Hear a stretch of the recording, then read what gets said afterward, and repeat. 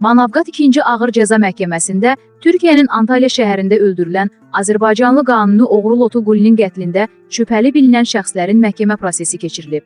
Bakırköy Respublika Prokurorluğunun göstərişi ilə İstanbul Polis İdarəsi mütəşəkkil Cinayətkarlıqla Mübarizə Şöbəsi qrupları tərəfindən aparılan araşdırmada hadisənin Lənkəranski ləqəbli Rövşən Caniyevin qətlinin qisasını almaq məqsədi ilə törədildiyi müəyyən edilib.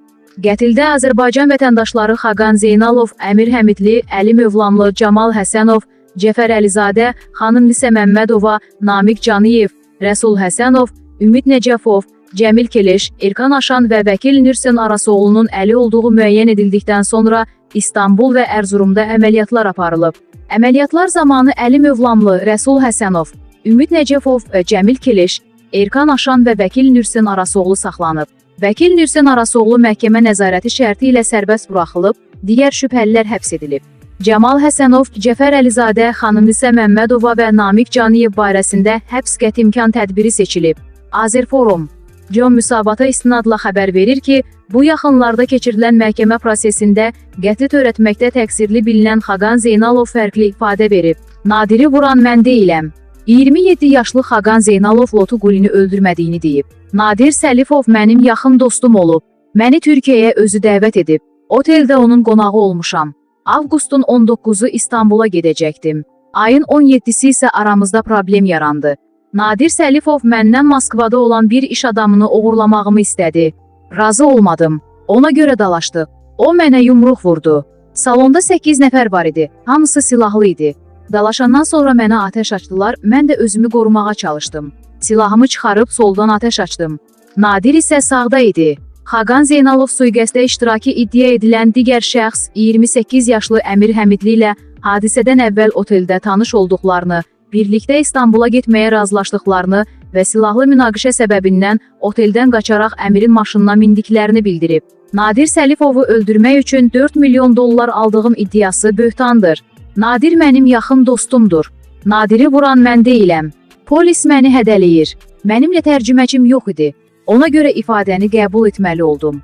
Xatırladaq ki, Xaqan 2020-ci il 21 avqustda verdiyi ilk ifadədə Nadiri sevmədiyi üçün öldürdüyünü bildirmişdi. Onu heç sevmirdim. Birgə yaşadıq, birgə böyüdük. Onun mühafizəçisi oldum. İllərlə buna dözdüm. Amma sevmirdim. Sevməyə bu işi gördüm. Sevmədiyim üçün də öldürdüm. Hadisəni boynumuza almağa məcbur olduq Xaqan Zeynalova kömək edərək, onu avtomobillə otelin qarşısından qaçırdığı iddia edilən Əmir Həmidli də ona qarşı irəli sürülən ittihamları rədd edib. Hadisədən əvvəl Əli Mövlamlı, Rəsul Həsənov və Xanım Nisə Məmmədova ilə Türkiyəyə istirahətə gəldiklərini açıqlayan Əmir Həmidli deyib. Xanım Nisə Məmmədova eskort qadındır. Onun Camal Həsənovla əvvəllər münasibəti olduğundan xəbərim yoxdur. Türkiyədə birlikdə istirahət etmək üçün 500 dollara razılaşdıq. Əvvəlcə İstanbulda bir dostumuzun evində qaldıq. Sonra Antalyaya gəldik. Köhnə dostum Xaqan avqustun 19-unda İstanbula gedəcəyini bildirdi və bizə birlikdə getməyi təklif etdi. Qəbul etdim. Yeri gəlmişkən Xanım Nisə Məmmədova mənim bəzi davranışlarıma qarışdığı üçün pulunu verib göndərdim. Axşam Xaqanı götürməyə gəldim. Xaqan qaçaraq gəlib dedi ki, Nadirlə mübahisə etdik, sür məni öldürəcəklər. Antalyanın çıxışında yanacaq doldurma məntəqəsində saxladıq. Yaralı idi, kürəyi qanamışdı. Tamponlar düzəltdim. Xəstəxanaya gedək dedim, qəbul etmədi. Sonra polislər bizi saxladı. Əmir Həmidli də polis tərəfindən təzyiqə məruz qaldığını deyib. Polis bölməsində bizi döydülər, hadisəni boynumuza almağa məcbur etdilər. Prosesdə digər təqsirləndirilən şəxslər də ittihamları rədd ediblər. Məhkəmə kollegiyası təqsirləndirilən şəxslərin vəkillərinin müdafiəsindən sonra saxlananlardan biri Cəmil Keleşin azadlığa buraxılması, digərləri barəsində isə həbs qətimkan tədbirinin davam etdirilməsinə qərar verib və iclası təxirə salıb.